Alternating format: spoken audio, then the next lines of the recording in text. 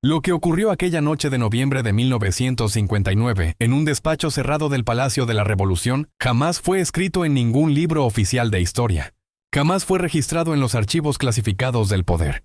Ningún periodista lo escuchó. Ningún funcionario se atrevió siquiera a mencionarlo en voz baja. Solo un hombre estuvo lo suficientemente cerca para oírlo todo, escondido detrás de una puerta maciza, conteniendo la respiración, temblando. Ese hombre era José Ramón Fernández, un joven oficial de apenas 27 años. Y lo que escuchó entre Fidel Castro y Ernesto Che Guevara aquella madrugada, cambiaría su vida y su fe en la revolución para siempre. Durante 64 años completos guardó silencio absoluto. Lo hizo por lealtad inquebrantable a la causa, por miedo a las consecuencias, o tal vez por un sentido del deber revolucionario que ya nadie de las nuevas generaciones entiende realmente. Pero ahora, a sus más de 100 años de edad, desde una habitación tranquila en Miami, Florida, lejos de la isla que lo vio nacer, ha decidido finalmente romper ese silencio que lo ha atormentado durante más de 6 décadas. Frente a una cámara modesta, con manos temblorosas marcadas por la edad y el tiempo, sostiene un sobre amarillento, casi deshecho por los años con los bordes desgastados. Dentro hay papeles escritos a mano con tinta que se ha corrido ligeramente, palabras que parecen querer borrarse solas. Y una fecha en la esquina superior derecha. Noviembre de 1959. Yo estuve allí aquella noche, dice con voz temblorosa pero firme. Escuché lo que nadie más escuchó en ese momento. Vi lo que nadie más vio. Y creo profundamente que el mundo merece saberlo antes de que me vaya. Antes de que esta verdad muera conmigo. Cuba, octubre-noviembre de 1959. El país entero vivía una mezcla extraña de euforia revolucionaria y desconcierto creciente. La revolución había triunfado apenas 10 meses antes, en enero, y el pueblo celebraba todavía con fervor. Pero una sombra enorme y oscura se cernía sobre la isla, un misterio que nadie se atrevía a cuestionar abiertamente. La desaparición súbita de Camilo Cienfuegos, el comandante más querido, más carismático, más amado por el pueblo cubano. Los periódicos oficiales hablaban de un accidente aéreo trágico e inevitable, de un vuelo perdido en circunstancias difíciles, de una tormenta tropical que había sorprendido a la pequeña aeronave. Pero dentro de los pasillos laberínticos del poder, entre los círculos más cercanos al liderazgo revolucionario, los rumores eran completamente otros. Rumores oscuros que José Ramón Fernández escuchó sin querer, en el momento y el lugar equivocado. O quizás en el momento y lugar exactos que el destino había dispuesto. En 1959, José era un joven oficial prometedor del círculo más cercano e íntimo a Fidel Castro. No era un hombre de discursos grandilocuentes ni de apariciones públicas. Era un hombre de confianza absoluta, de esos que están siempre presentes pero nunca visibles. Su trabajo específico consistía en estar cerca del poder, escuchar atentamente, observar todo sin juzgar, y cumplir órdenes sin hacer jamás preguntas incómodas. Aquella noche fatídica de noviembre también estaba cumpliendo una orden rutinaria, aparentemente simple: entregar unos informes militares clasificados directamente a Fidel. Documentos que no podían pasar por las manos de nadie más. Lo que José no sabía, lo que no podía imaginar, era que al cumplir esa orden se convertiría en testigo involuntario de una conversación que marcaría profundamente la historia cubana y que permanecería oculta durante más de medio siglo. El Palacio de la Revolución estaba sumido en penumbra aquella noche. Los pasillos largos y vacíos, el eco de los pasos resonando sobre el mármol frío. La mayoría del personal se había retirado horas antes. José había llegado deliberadamente tarde, exactamente tal como se le había indicado con precisión. Un asistente de Fidel lo hizo pasar discretamente al corredor que conducía al despacho principal y le pidió que esperara unos minutos. José se quedó de pie junto a una puerta entreabierta, sin imaginar que esa posición casual cambiaría irreversiblemente el rumbo de su vida. Primero escuchó apenas murmullos indistintos, luego voces que gradualmente se elevaban. Reconoció de inmediato los tonos inconfundibles. Uno firme, controlado, casi glacial, el de Fidel Castro. Otro más contenido al principio, pero con una carga emocional inconfundible, el del Che Guevara. Al principio las palabras eran completamente indistintas, fragmentos de frases que no alcanzaba a comprender. Pero poco a poco, a medida que la tensión entre ambos hombres subía como la marea, las frases se hicieron más claras, más nítidas, más comprensibles, y un nombre comenzó a repetirse una y otra vez, resonando en el despacho como una acusación: Camilo Cienfuegos. Camilo Cienfuegos era en ese momento preciso de 1959 el héroe más genuinamente amado de Cuba, No solo respetado o admirado, amado. Era carismático naturalmente, alegre, valiente, el comandante del icónico sombrero ancho que el pueblo seguía con devoción casi religiosa. Para muchos cubanos era la personificación perfecta del ideal revolucionario. El guerrillero que sonreía, el líder que abrazaba a los campesinos, el comandante que bailaba en las plazas, y esa popularidad masiva, aunque parecía una bendición para la revolución, se estaba convirtiendo silenciosamente en una incomodidad peligrosa dentro de las estructuras del poder. Porque en política revolucionaria, como José comenzaba a entender, tener demasiado amor del pueblo puede ser más peligroso que tener enemigos declarados. José lo había notado desde semanas atrás, en pequeños detalles que la mayoría ignoraba. Cuando Camilo aparecía en público, en cualquier acto o concentración, la multitud literalmente enloquecía de alegría. Los aplausos eran más fuertes, más largos, más sinceros que para cualquier otro líder. Los gritos de apoyo sonaban diferentes, más genuinos, más espontáneos. En los discursos oficiales, Fidel era respetado, admirado, incluso temido. Pero Camilo era amado sin condiciones. Y en política, pensaba José con creciente preocupación, el amor del pueblo a veces puede ser infinitamente más peligroso que el odio de los enemigos. Una tarde memorable, José estuvo presente en una reunión privada del alto mando, donde Fidel observaba en silencio unas fotografías recién publicadas en los periódicos.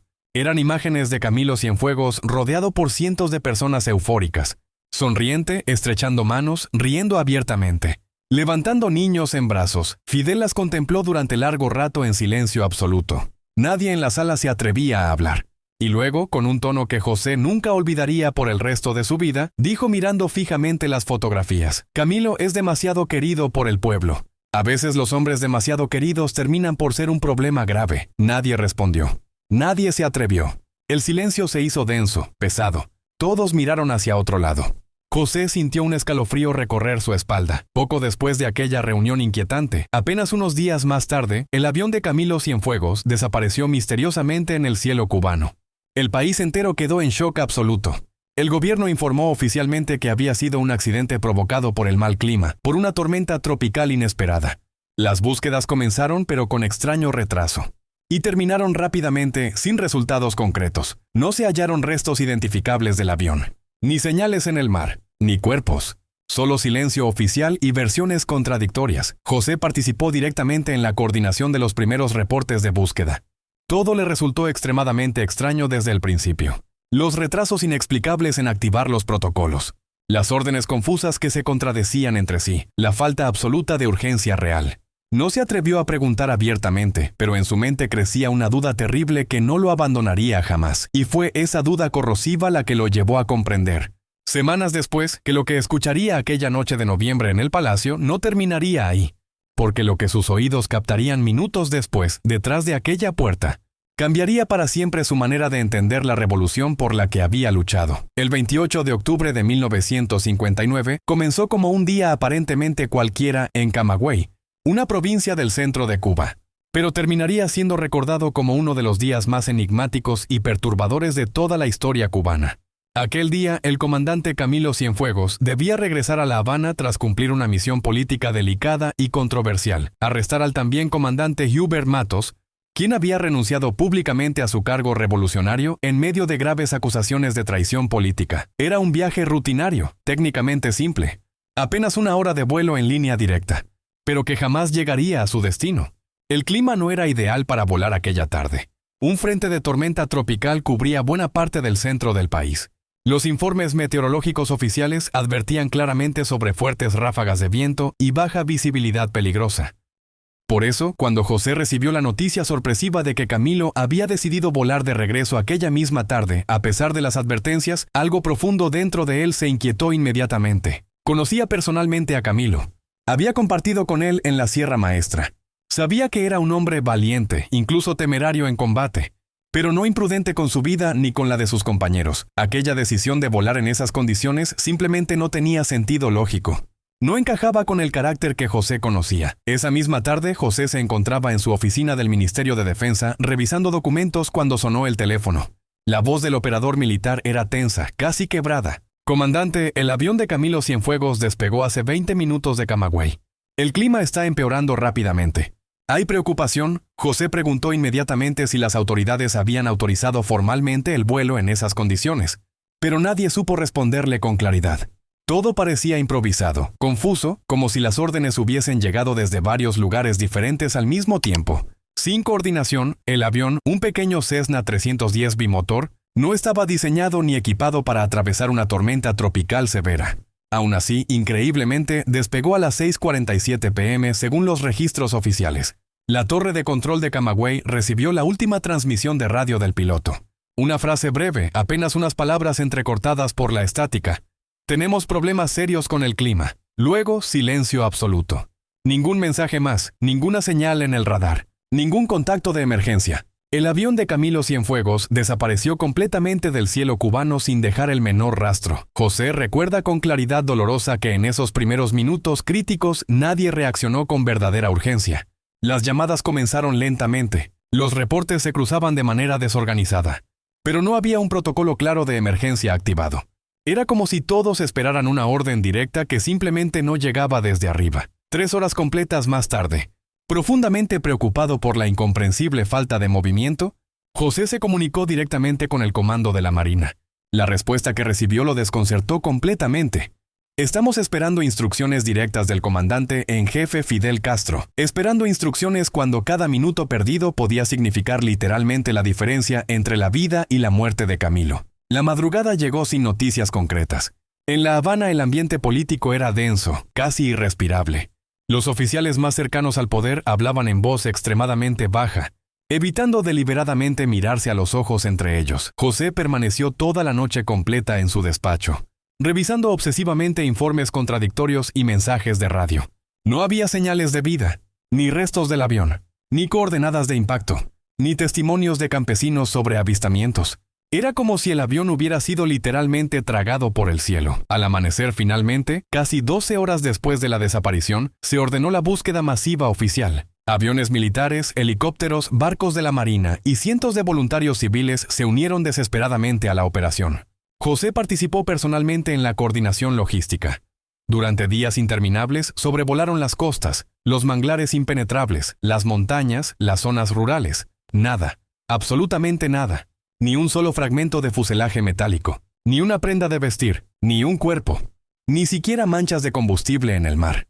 Los periódicos titularon con dramatismo: Camilo desaparece trágicamente en el cumplimiento del deber revolucionario. Pero José sabía intuitivamente que no era tan simple, que había algo profundamente extraño en toda la situación. Con el paso de las horas comenzaron a llegar rumores contradictorios desde diferentes partes de la isla. Algunos campesinos aseguraban haber visto luces extrañas en el cielo aquella noche. Otros hablaban de una explosión distante escuchada desde sus casas. Pescadores mencionaban haber visto algo caer al mar.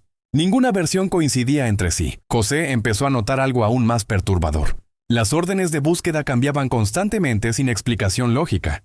Un día les pedían concentrarse en la zona norte. Al siguiente, súbitamente, en el sur. Al tercer día, nuevamente en el norte, pero en un área completamente diferente. Era como si alguien en las altas esferas no quisiera realmente que encontrara nada concreto. Una tarde, mientras revisaba reportes de búsqueda con otros oficiales en una sala del ministerio, José recibió una llamada inesperada del Che Guevara. Su voz era completamente diferente a la habitual, cortante, llena de una furia apenas contenida que José nunca le había escuchado. «José, algo está muy mal aquí», dijo sin rodeos ni saludos. «¿Muy mal? Esto no fue simplemente un accidente». José no respondió inmediatamente. No sabía qué decir. El Che continuó con voz tensa. «Fidel me ordenó directamente quedarme en La Habana, pero necesito ir personalmente a la zona de búsqueda. No puedo quedarme sentado en un escritorio mientras Camilo está perdido». Esa fue una de las pocas veces que José escuchó al Che desafiar abiertamente una orden directa de Fidel. Y eso, más que cualquier otra cosa, le indicó que algo estaba terriblemente mal. Aleida March, esposa del Che, llamó esa misma noche desesperada a José. Estaba llorando incontrolablemente. «Ernesto no entiende por qué no lo dejan ir a buscarlo. Está completamente desesperado. No duerme, no come. Solo camina de un lado a otro». José intentó calmarla con palabras vacías, pero sabía que no había nada suficiente que decir. El Che era un hombre de acción pura, y la inacción forzada lo estaba consumiendo desde adentro. Y fue precisamente en esos 9 días interminables de búsqueda oficial que comenzó el verdadero tormento del Che Guevara. Lo que descubriría en silencio sin poder compartirlo con prácticamente nadie. Lo marcaría para siempre y comenzaría a crear la grieta que eventualmente lo separaría de Fidel. Durante esos días de búsqueda oficial, mientras las operaciones públicas continuaban sin resultados, el Che inició su propia investigación paralela. Lo hizo en absoluto secreto, sin autorización oficial. José lo ayudó discretamente, aunque nunca lo reconocería públicamente en vida. El Che quería respuestas reales, y había dejado de confiar en los informes oficiales que llegaban filtrados a su despacho el tercer día de búsqueda. Visitaron juntos el hangar militar donde el Cessna había sido supuestamente revisado antes del fatídico vuelo. El mecánico encargado, nervioso, les mostró los registros de mantenimiento.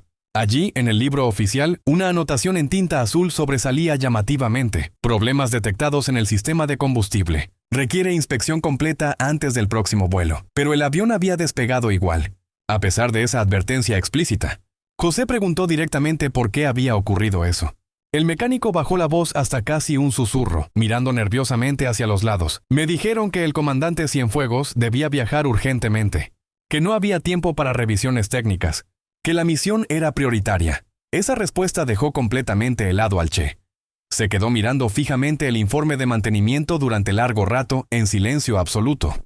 Finalmente dijo, con voz cargada de significado: entonces alguien en el mando decidió deliberadamente correr el riesgo con la vida de Camilo. José no supo qué responder a esa acusación implícita. Los días siguientes fueron igual de confusos y contradictorios. Hablaron confidencialmente con controladores aéreos, pilotos veteranos y oficiales de radio. Cada uno tenía una versión sutilmente distinta de los hechos. Algunos insistían en que la última comunicación de Camilo se cortó abruptamente, sin ninguna interferencia técnica previa. Otros juraban que se escuchó una frase incompleta, como si alguien hubiera apagado deliberadamente el transmisor. Todo era difuso, lleno de contradicciones imposibles de resolver. El Che se volvió progresivamente más reservado, más serio, más distante. Dormía apenas 2 o 3 horas por noche. Comía casi nada. Pasaba horas interminables mirando obsesivamente mapas meteorológicos y registros de vuelo, buscando algo que explicara lo inexplicable. José notó que el Che ya no hablaba de rescate o búsqueda. Hablaba de entender qué pasó realmente. A veces soltaba frases sueltas mientras revisaban documentos, frases que inquietaban profundamente a José. Las tormentas no son las únicas que derriban aviones. José, otras veces simplemente callaba durante horas, fumando cigarro tras cigarro, con la mirada perdida en algún punto invisible. El 8º día de búsqueda, la operación fue suspendida oficialmente por las autoridades. No había resultados tangibles. No había indicios concretos. La prensa oficial anunció solemnemente que se trataba de una tragedia inevitable y que el pueblo cubano debía recordar eternamente a Camilo como un héroe caído en el cumplimiento del deber. José estaba presente en el despacho del Che cuando escucharon juntos el comunicado oficial por radio. El Che, sin decir palabra, tomó la hoja con el comunicado escrito y la rompió lentamente con las manos. Luego dijo en voz extremadamente baja, casi inaudible: no voy a discutirlo públicamente, pero tampoco voy a olvidarlo nunca. Esa misma noche se reunió en privado absoluto con José. Cerró la puerta con llave. Encendió un cigarro y le habló sin rodeos diplomáticos. No tengo pruebas concretas, José, pero hay demasiadas coincidencias extrañas. Y las coincidencias en política revolucionaria simplemente no existen. José lo miró en silencio, sintiendo el peso de esas palabras. Si tienes razón en tus sospechas, ¿qué harás?, le preguntó finalmente. El Che soltó el humo lentamente, mirando hacia la ventana oscura, y respondió con voz cargada de resignación: lo que deba hacer. Pero no ahora. Todavía no. José nunca olvidó ese momento preciso. Había visto al Che enfadado muchas veces, impaciente, frustrado con la burocracia. Pero nunca así. Aquella vez lo que había en su mirada no era simple rabia. Era decepción profunda, desilusión. El comienzo de una grieta que nunca cerraría. Los días siguientes fueron un desfile interminable de homenajes oficiales, discursos emotivos y luto nacional organizado. El funeral simbólico de Camilo Cienfuegos en La Habana reunió a más de 1 millón de personas. Flores blancas cubrían las calles. Canciones revolucionarias sonaban por todas partes. Lágrimas genuinas. El ataúd estaba vacío porque no había cuerpo que enterrar. El Che permaneció en silencio absoluto durante toda la ceremonia. No lloró públicamente, no pronunció el discurso que todos esperaban. Solo observó a Fidel mientras el líder pronunciaba su emotivo discurso ante la multitud. Y en la mirada del Che había algo que José no supo describir con palabras entonces, pero que nunca pudo olvidar después. Esa fue la primera grieta visible entre los dos hombres más poderosos de la Revolución cubana. Una grieta que con el tiempo, inexorablemente, se convertiría en un abismo insalvable. El 6 de noviembre de 1959, apenas una semana después del funeral simbólico de Camilo, José fue convocado nuevamente al Palacio de la Revolución. Le habían pedido entregar personalmente unos documentos clasificados directamente en mano a Fidel. Llegó poco antes de la medianoche, tal como se le había ordenado. Todo el edificio gubernamental estaba en silencio sepulcral. Los pasillos vacíos, solo guardias en puntos estratégicos. Pero desde el despacho principal provenían voces elevadas que resonaban en el silencio. Voces que discutían intensamente. José lo supo instantáneamente por el sonido inconfundible. Dentro estaban Fidel Castro y el Che Guevara, solos, sin asesores, sin testigos. Al principio hablaron con relativa calma, intentando mantener el control. Luego los tonos se elevaron dramáticamente. José podía distinguir perfectamente la furia apenas contenida en las palabras del Che, y la frialdad casi glacial, calculada en las respuestas de Fidel. No captaba cada frase completa, pero bastaba el tono para entenderlo todo. Aquella conversación no era sobre política o estrategia. Era profundamente personal. Era sobre traición. José se acercó un poco más a la puerta, cuidando obsesivamente que sus pasos en el suelo de mármol no delataran su presencia. Pudo oír fragmentos sueltos, como trozos de una historia terrible que no terminaba de comprender completamente, pero que lo aterraba. Camilo, la tormenta, las órdenes. No me mientas, Fidel. El corazón de José comenzó a latir violentamente. Nunca, absolutamente nunca había escuchado al Che hablarle así al comandante en jefe, con esa mezcla de dolor y acusación. Y entonces vino el silencio. Un silencio largo, pesado, denso, que parecía llenar todo el pasillo. Después, un golpe seco. Una mano golpeando furiosamente la mesa de madera. Una respiración agitada y una frase dicha con voz completamente quebrada que José Ramón Fernández nunca olvidaría por el resto de su vida. La historia no nos perdonará esto. Fidel. La historia sabrá lo que hicimos, lo que permitiste que pasara. Minutos eternos después, la puerta se abrió bruscamente. El Che salió primero, caminando rápido, con el rostro tenso y los ojos visiblemente rojos como si hubiera estado llorando o conteniendo lágrimas con todas sus fuerzas. Se detuvo abruptamente al ver a José parado en el pasillo. Y por un instante que pareció congelarse en el tiempo, ambos se miraron directamente sin decir absolutamente palabra. José veía en los ojos del Che una mezcla de dolor, furia y súplica silenciosa. Luego el Che habló, apenas en un susurro ronco que apenas José pudo escuchar. Olvídalo. José, por tu bien y el de tu familia, olvídalo. ¿Nunca estuviste aquí? Fidel salió segundos después. Su expresión era completamente distinta a la del Che. Serena, calculada, fría como el hielo. No preguntó qué hacía José allí a esa hora. No mencionó la conversación. No mostró emoción alguna. Solo le dijo con voz neutral: «Gracias por traer los documentos, Fernández. Puedes retirarte ya». Esa noche José no durmió ni un solo minuto. Supo con absoluta certeza que había escuchado algo que no debía, algo que aunque nunca entendería del todo en ese momento, lo perseguiría implacablemente por el resto de su vida.